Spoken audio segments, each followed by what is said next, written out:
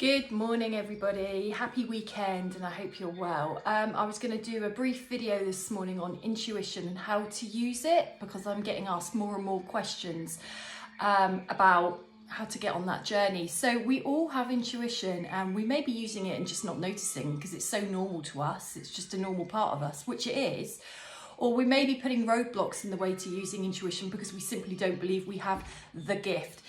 It's not a gift, it is a gift, but it's not a gift. We all have it, and it's such an important resource for us all to tap into to guide us in our own personal lives. And it's such a waste not to use it. So what I've been noticing with the questions I've been getting more recently is, I think what's coming up for people is trying to distinguish between using the mind and the intuition.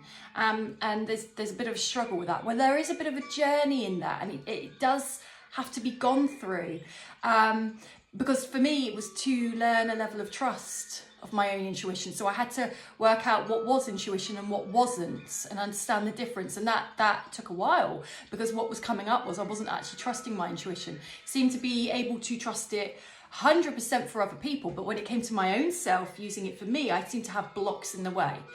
I think with intuition it's more a feeling. It's just a feeling, it's just a knowing. So there's loads of different ways your intuition can come through, and that would be for another video. But your intuition is just really basically a knowing. So it's connection with your soul, connection with your highest self, connection with something that supersedes the mind. So remember, I always say about the mind, it's very limited. It processes life on what you've researched, what you've been told, and your past experiences or other people's experiences, and that's the limitation. Mind's an amazing thing, but if you give it too much power, it becomes detrimental to you. It gets in the way, and we can talk ourselves out of a good thing, or talk ourselves and find logic and reason to do something that may not be great. The thing is with intuition, it knows from a higher perspective, a higher, bigger picture, exactly what is right for you. Not based on what others say, not based on past experiences or what you read. It's just unique to your soul and your life. That gives you no logic, it gives you no reason, it gives you no explanation. It's just a feeling. And that's when we can come up against the bumps of, how do I trust that that's going to be okay? And that's where mind can then get in the way and start risk assessing and giving us all reasons why something may or may not be okay. Intuition just knows, it knows all of that. It knows all of that, and it keeps it so simple. It's actually a really easy way to live. You just go with your vibe, your hunch, in the moments. And it's a feeling sense. That's the difference. It's not jargon, words, story. It's not sentences, it's just a feeling sense of to do something, to draw towards it, or to pull back from it. That's how mine works.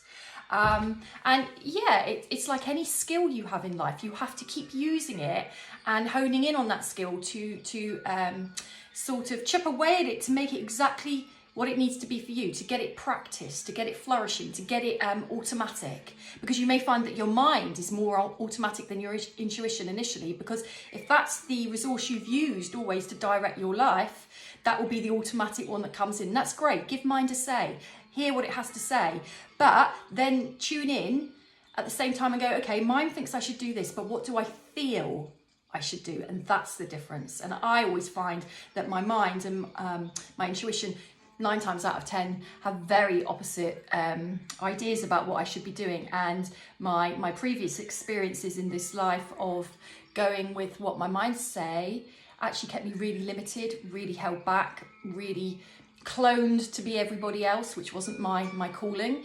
And I wasn't reaching the joy, happiness and inner fulfillment that all of us are entitled to. When I go with my intuition, doesn't mean life's easy. I still get challenges like every human down here, but it does mean that everything is doable, everything is possible, everything works. And I don't even need to know why I have to do certain things. That was one thing I learned to let go of, needing to know the answers why, because that's mind. Ego needs to know why. Intuition doesn't, it just is. So go practice, just everyday things. Notice what your mind has to say. It has a very valid point to make, but also check in with how you feel about something, and which do you go with.